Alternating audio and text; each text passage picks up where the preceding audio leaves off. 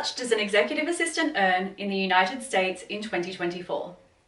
The quick answer is about $86,000, but it varies wildly from state to state. Keep watching this video and we'll break it down for you. I'm Alicia. And I'm Yvette, and we've conducted the most comprehensive US salary survey for administrative professionals. You can go and download this report at easalarysurvey.com. No employers, no recruiters, no spin.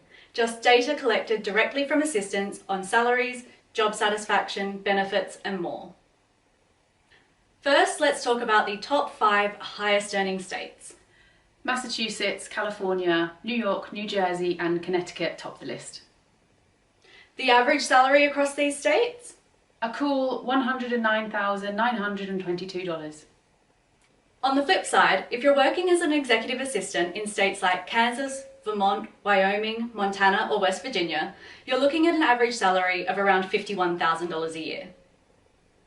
You can find the state-by-state breakdown in the report. The link to download is in the video description.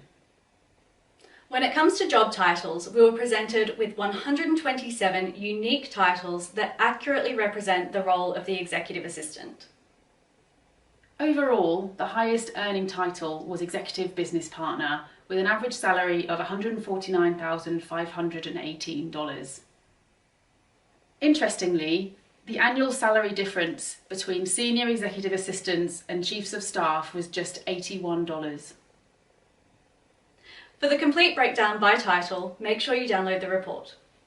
You'll also find out about the number of assistants who get equity as part of their compensation package, the various benefits on offer, and how executive assistants feel about career progression.